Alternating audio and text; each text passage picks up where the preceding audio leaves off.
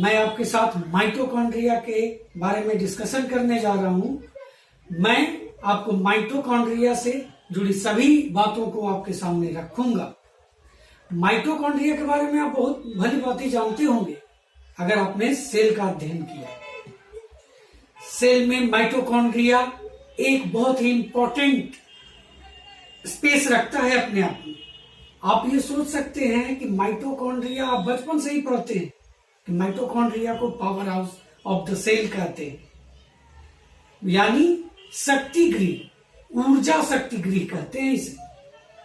आज मैं इस वीडियो में उसके डिफिनेशन, उसका स्ट्रक्चर और उसके फंक्शंस को डायग्राम के साथ रखने जा रहा हूं। लेकिन मैं चाहता हूं कि इसके पहले आप मेरे वीडियो को अगर अभी तक सब्सक्राइब नहीं किया है तो सब्सक्राइब करें, और अगर सब्सक्राइब कर दिया है तो लाइक और शेयर करना बिल्कुल भी ना भूलें। लाइक मैं सबसे चाहूंगा, साथ ही चाहूंगा कि ये जो मेरा वीडियो है इसको देखने के बाद अब अगर आपके मन में किसी भी तरह का क्वेश्चन आपका एराइज होता है तो वो आप मेरे कमेंट बॉक्स में जरूर रखें, ताकि मैं उसका आपको जवाब दे सकूं अगले वीडियो में। तो चलिए शुरू करते हैं माइटोकॉन्ड्रिया। तो माइटोकॉन्ड्रिया का डिफिनीशन जब हम यहां पर देखेंगे, मैं क्या किया हूं, यहां आपको डिफिनीशन पॉइंट वाइज बताने का कोशिश किया हूं, और इससे आप बहुत अच्छे तरीके से जान सकते हैं और इसे आप अपना एक नोट्स बना सकते हैं। मैंने कोशिश किया है अपने तरफ से कि आपको एक नोट्स की तरह इसे बता सकूं। तो चलिए डिफिनीशन देखते हैं। तो यहाँ जो पहला पॉइंट है वो मैंने आपको बताया है कि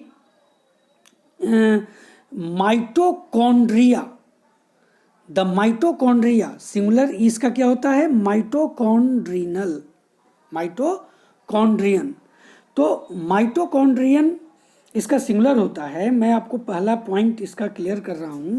the mitochondria is a membrane bound organelle found in the cytoplasm of eukaryotic cell.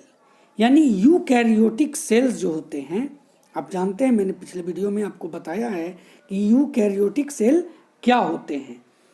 तो यूकैरियोटिक सेल जो है इसमें मेम्ब्रेन लाइक स्ट्रक्चर होता है।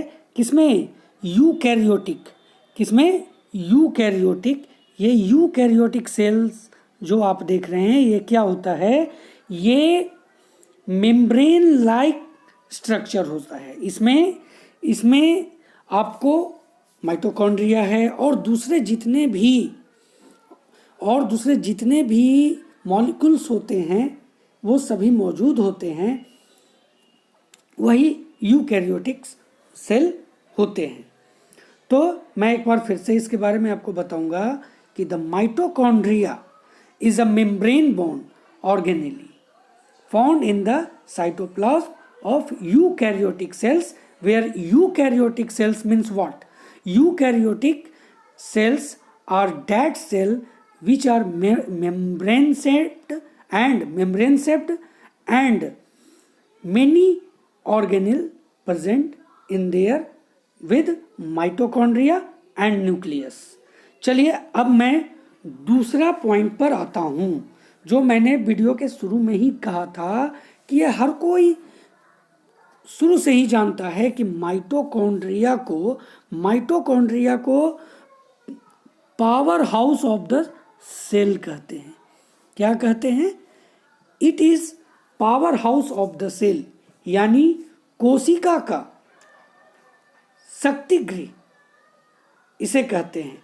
यानी अगर कहा जाए कि किसी चीज से अगर कोशिका को शक्ति मिलती है, यानी जो भोजन मुहैया कराता है, साफ लफ्जों में ये समझिए कि जो भोजन प्रदान करता है सेल को, वो है माइटोकॉन्ड्रिया। तो ये दूसरा पॉइंट। तीसरा पॉइंट मैं यहाँ आपको क्लियर करूँगा कि it is responsible for cellular respiration. क्या? ध्यान से देखिएगा, सेलुलर रिस्पायरेशन यानी कोशिकीय श्वसन। ये माइटोकॉन्ड्रिया का बहुत बड़ा रिस्पॉन्सिबिलिटी होता है। कोशिका का जहाँ रिस्पायरेशन होता है और जो कर पाता है वो कौन है? Mitochondria. And production of most ATP in the cell. आप एटीपी के बारे में जानते होंगे। एटीपी क्या है? मैं आपके सामने ये बात रखने जा रहा हूं कि एटीपी का फुल फॉर्म आपको जानना बहुत ही ज़रूरी है। एटीपी, ये जो एटीपी आप देख रहे हैं, ये एटीपी जो है, ये फुल फॉर्म इसका मैं आपके सामने बताता हूँ। इसका फुल फॉर्म होता है एडिनोसाइन ट्राइफॉस्फेट। क्या होता है? Adenosine triphosphate. Adenosine triphosphate.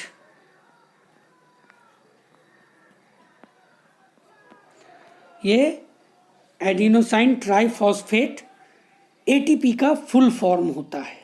और इसका काम क्या है? तो इसका काम है आपको carry energy within the cell, यानी कोशिका के अंदर ऊर्जा को ये कैरी करता है। तो एटीपी के बारे में आप अच्छी तरह से समझ गए।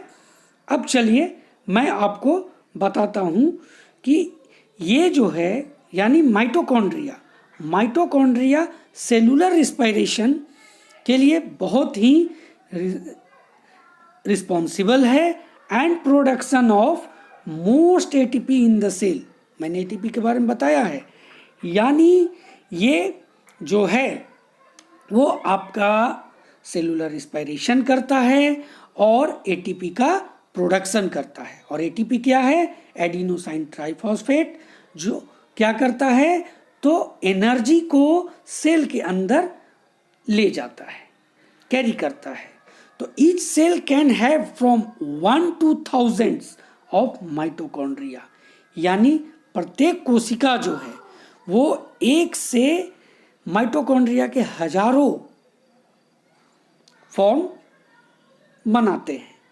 अब चलिए हम अगले पॉइंट पर पहुंचते हैं। अगला पॉइंट क्या है? तो mitochondria also contain intranuclear DNA that encodes a number of rRNAs, tRNAs and protein। RNAs के बारे में मैंने बताया है, इसके बहुत सारे फॉर्म होते हैं, जिसमें आपको मैं यहाँ पर rRNAs के बारे में बता रहा हूँ, tRNAs। इसका डिस्कशन मैं अगले वीडियो में करूँगा। ये RNAs के बारे में जब मैं वीडियो लेकर के आऊँगा तो मैं आपको पूरा क्लियर करूँगा इसके बारे में।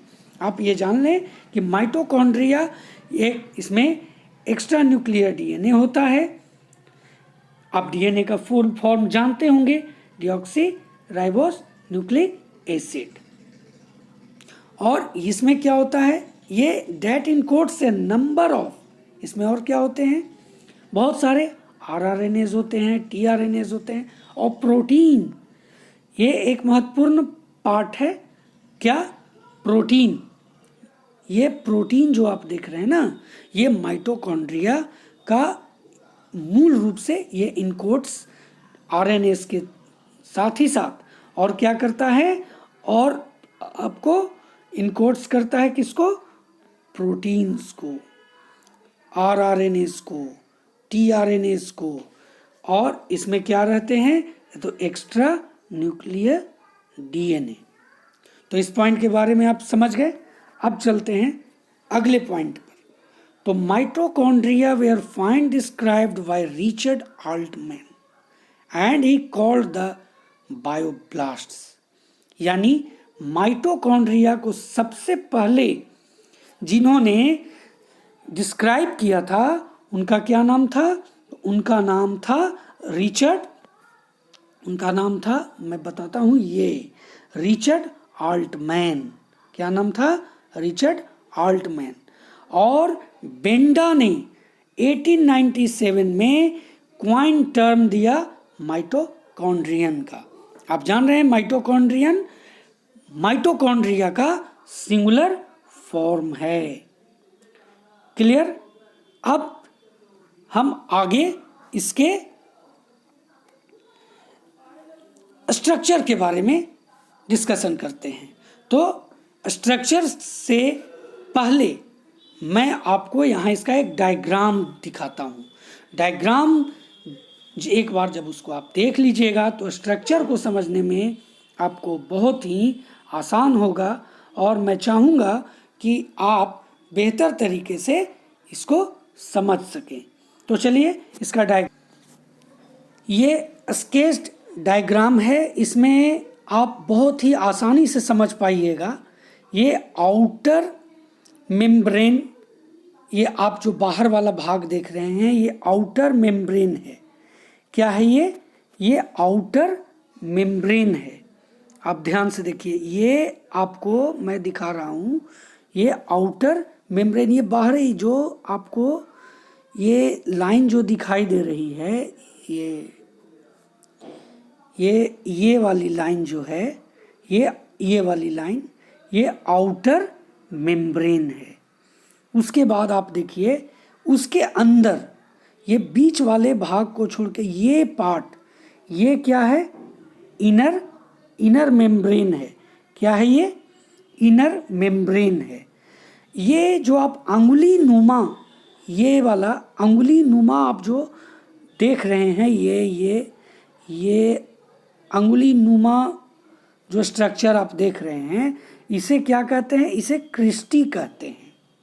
और इसके बीच में ये जो पॉइंट आप देख रहे हैं, ये जो इसके अंदर फ्लूट्स है, ये फ्लूट्स क्या है? ये मैट्रिक्स है। क्या है? मैट्रिक्स है। और ये बीच वाला भाग, ये वाला पार्ट मैं आपको दिखाता हूँ, ये वाला पार्ट, ये क्या है? ये है आउटर कंपार्टमेंट। क्या है? Outer compartment. ये बीच वाला भाग यानी क्रिस्टी का स्ट्रक्चर। और ये आउटर मेम्ब्रेन के बीच वाला भाग क्या कहलाया? Outer compartment. अब मैं इसका एक और डायग्राम आपको ये देखिए, यहाँ एक और डायग्राम मैं आपके लिए लेकर के आया हूँ जो पूरी तरह से आपको और क्लियर कर देगा। ये देखिए, ये जो बीच का फ्लूइड था मैं आपको दिखाया था उसमें अभी पिछले डायग्राम में, इसमें क्या है? ये मैट्रिक्स है। क्या है? ये मैट्रिक्स है। आप गौर से देखिए, ये वाला पार्ट जो है, ये क्या है? ये जो आपको ये वाला पार्ट,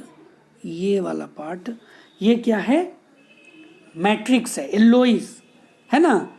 अब आपको आगे मैं दिखाता हूँ कि ये देखिए, ये जो आप यहाँ पर देख रहे होंगे, ये पतली पतली धागे नुमा स्ट्रक्चर, जो धागा नुमा स्ट्रक्चर है, ये वाला पार्ट, ये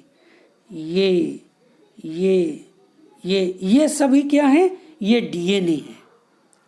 ये क्या है? डीएनए है। डीएनए, अब जब डीएनए जो है वो मूल रूप से आप जानते हैं इसके बारे में कि डीएनए क्या होता है। मैंने अभी आपके सामने इसको क्लियर भी किया था, फिर से मैं आपके सामने इसको रखता हूँ। चलिए, डीएनए, तो डीएनए के बारे में मैं आपको बता रहा हूँ कि डीएनए का फुल फॉर्म होता है डीऑक्सी राइबो न्यूक्लिक एसिड। क्या होता है? मैं आपको लिख करके बताता हूँ, इसको मैं लिख करके बताता हूँ। डीऑक्सी राइबो न्यूक्लिक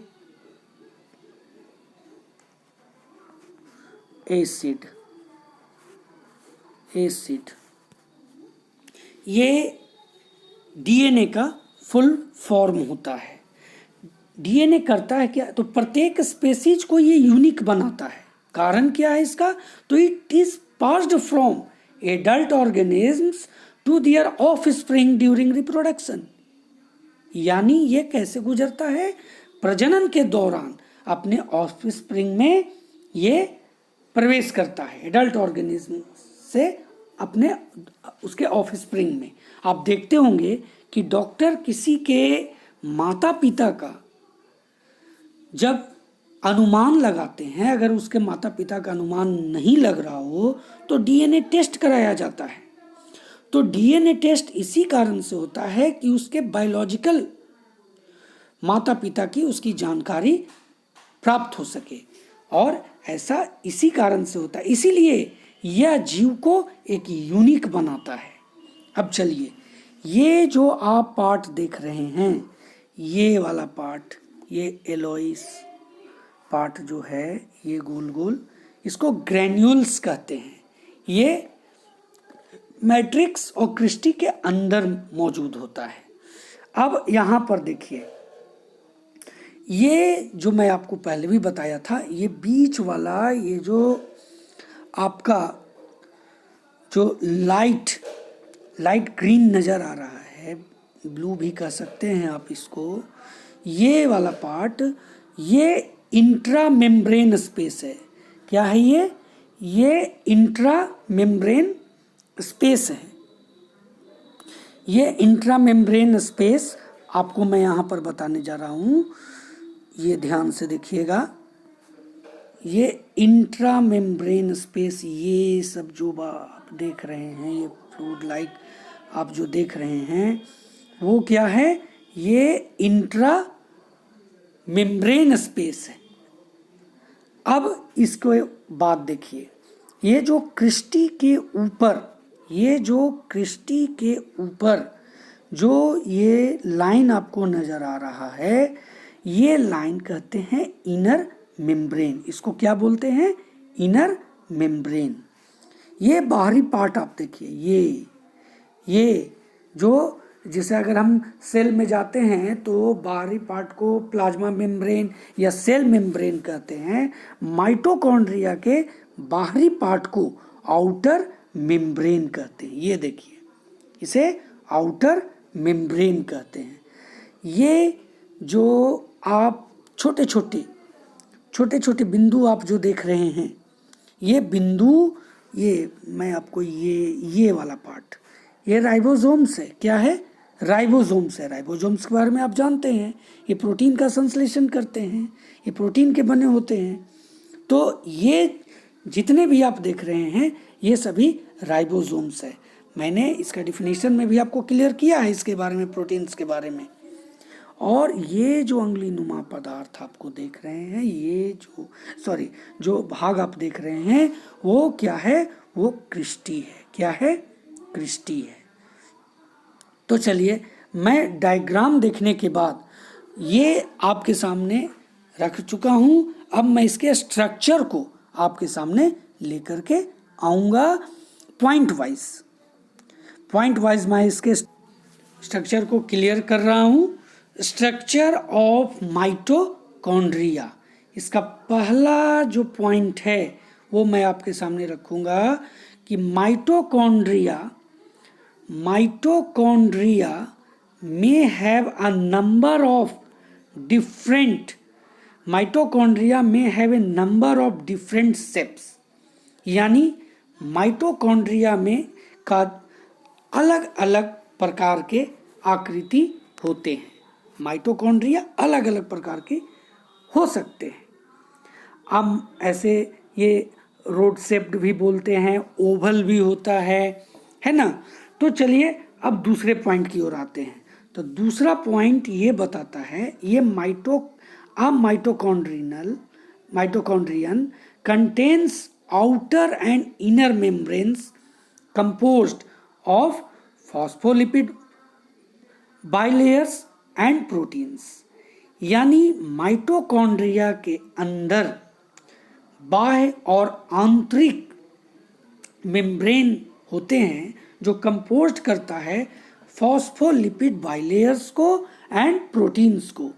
देखिए मैंने यहाँ पर इसको ब्लैक पेन से क्लियर किया है, तो ये मैं आपको फिर भी अंडरलाइन करके बताता हूँ। ये फॉस्फोलिपिड बाइलेयर्स यानी दोहरी झिल्ली होते हैं। फॉस्फोलिपिड, फॉस्फोलिपिड आप समझ रहे होंगे, फॉस्फो जोड़ लिपिड यानी फॉस्फोरस और लिपिड का ये लेयर बने होते हैं, बाइलेयर होते हैं ये।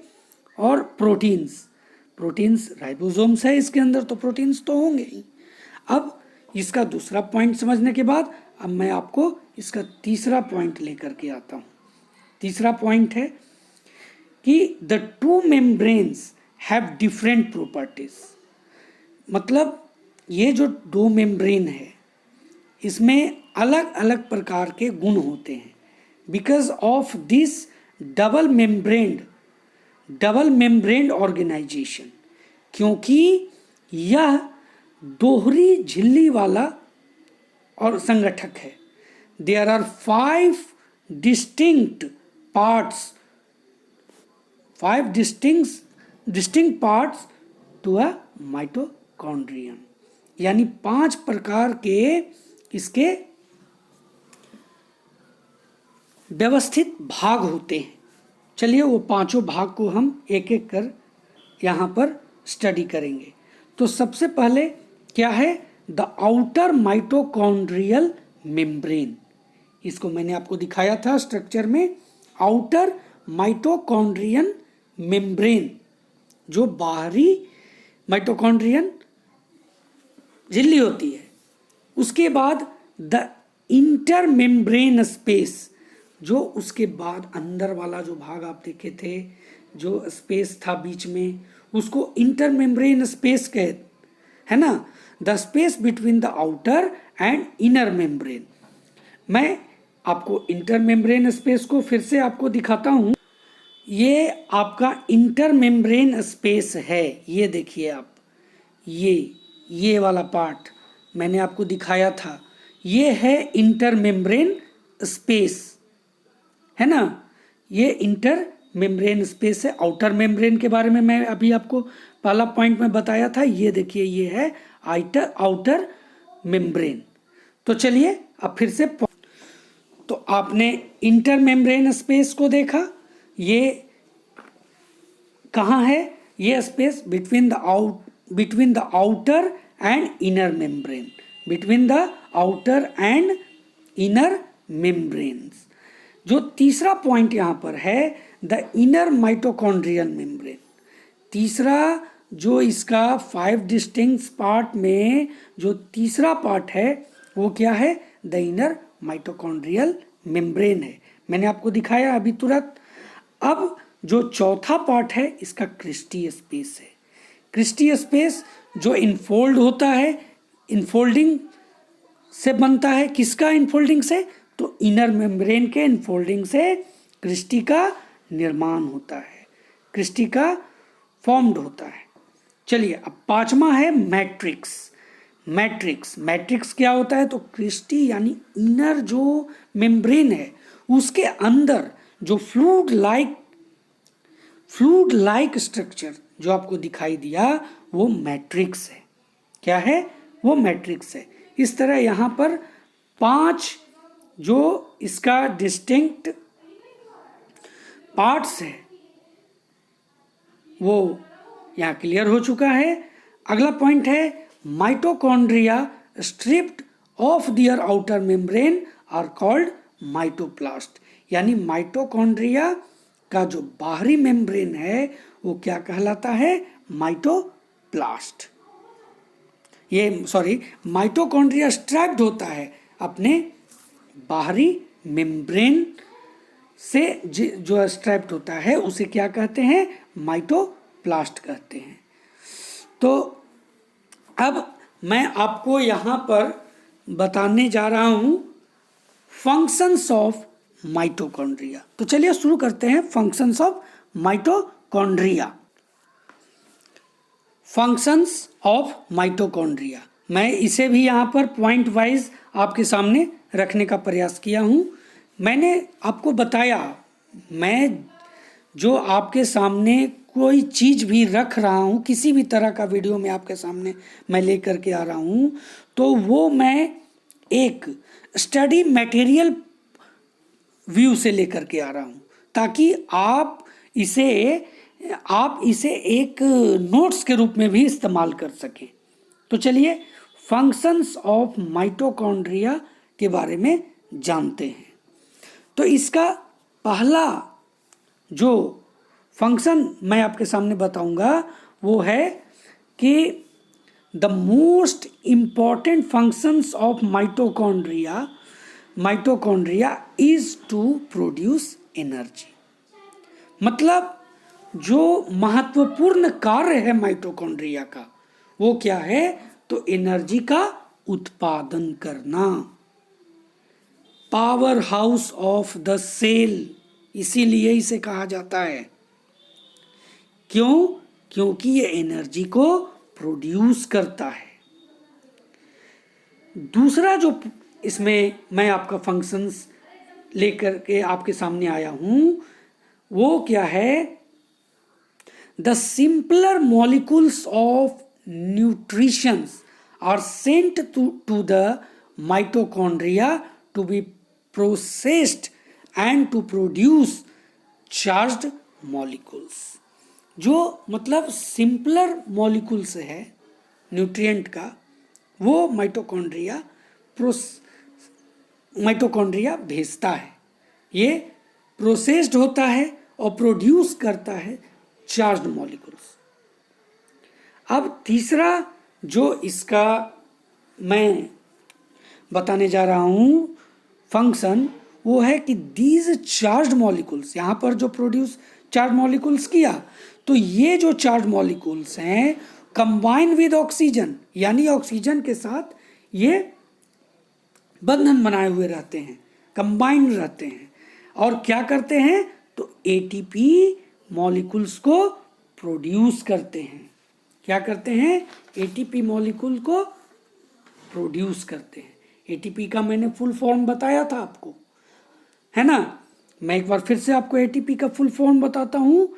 एडिनोसाइन ट्राइफॉस्फेट क्या करता है? कैरी एनर्जी करता है सेल के अंदर, तो produce ATP molecules. This process is known as oxidative phosphorylation.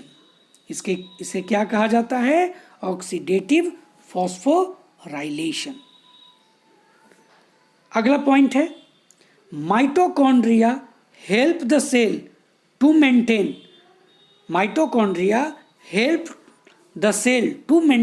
proper concentration of calcium ions within the compartment of the cell। मैंने आपको जो स्केच लाइक स्ट्रक्चर जो डायग्राम दिखाया था उसमें मैं आपको दिखाया था compartment of the cell, compartment of the mitochondria को, है ना। तो उसी तरह से सेल का जो कंपार्टमेंट होता है वो माइटोकॉन्ड्रिया मदद करता है। क्या चीज? प्रॉपर कॉन्सेंट्रेशन में कैल्शियम आयंस का, कैल्शियम आयंस वहाँ पर वो कंसंट्रेट करता है जो सेल का कंपार्टमेंट होता है उसके अंदर। चलिए अगले पॉइंट पर आते हैं। The mitochondria also help in building certain parts of blood and hormones like testosterone and oestrogen. यानी माइटोकॉन्ड्रिया क्या चीज में मदद करता है? तो ये जो है वो ब्लड का पार्ट्स को बिल्डिंग करता है, मतलब बनाता है, और हार्मोन्स जिसमें एक टेस्टोस्टेरोन है और एस्ट्रोजेन है, इन दोनों हार्मोन्स को, है ना, ये फॉर्म करता है, बिल्ड करता है। माइटोकॉन्ड्रिया मदद करता है। अब जो आगे है मैं बताऊंगा, इसमें टेस्टोस्टेरोन और एस्ट्रोजेन के बारे में। ये हार्मोन्स हैं जो मुख्य रूप से ये टेस्टोस्टेरोन जो है पुरुषों में मिलता है। अब मैं आपको अगले पॉइंट पर आता हूँ। The liver cells mitochondria have enzymes that detonate detoxify ammonia, detoxify ammonia. ये देखिए, ये मैं आपको यहाँ पर बता रहा हूँ डिटॉक्सिटी अमोनिया के बारे में। इसमें क्या है कि ये लीवर सेल जो होते हैं उसमें माइटोकॉन्ड्रिया जो एंजाइम्स रखते हैं उसी को कहते हैं डिटॉक्सिटी अमोनिया। अगले पॉइंट पर आते हैं। अगला पॉइंट है the mitochondria also play important role in the process of apoptosis और प्रोग्राम्ड सेल डेथ। यानी माइटोकॉन्ड्रिया एक महत्वपूर्ण भूमिका निभाता है एपोप्टोसिस प्रक्रिया में या प्रोग्राम्ड सेल डेथ का, जहाँ पर प्रक्रिया होता है, कोशिकाएं मृत होती हैं, वहाँ पर माइटोकॉन्ड्रिया एक महत्वपूर्ण रोल प्ले करता है यहाँ पर माइटोकॉन्ड्रिया। अब चलिए मैं आपको नेक्स्ट पॉइंट पर ले चलता हूँ। यहाँ पर है abnormal death of cells due to the dysfunctions of mitochondria can affect the function of organs। अगर किसी भी सेल का एबनॉर्मल डेथ होता है तो और किसके कारण से, तो माइटोकॉन्ड्रिया के फंक्शंस के डिसफंक्शन से। जहाँ पर एबनॉर्मल डेथ होता है सेल्स का तो पूरे ऑर्गन को, वो जिस ऑर्गन का सेल वहाँ पर एबनॉर्मली डेथ होगा उस ऑर्गन के कार्य को वो प्रभावित करेगा। तो मैं यहाँ पर आपको सभी फंक्शंस को, माइटोकॉन्ड्रिया के फंक्शंस को आपके सामने रखा। हो सकता है बहुत से चीज़ों को मैं आपके सामने नहीं रख सका, या बहुत से चीज़ों को मैंने आपके सामने कुछ और बेहतर तरीके से नहीं बता पाया हूँ, तो प्लीज़ मेरे कमेंट बॉक्स में उसको ज़रूर लिखिएगा ताकि नेक्स्ट वीडियो में मैं इसका समाधान कर सकूं और आगे इन सभी बातों का मैं ख्याल रख सकूं। तो आज का वीडियो मैं यहीं तक आपके सामने रखता हूं।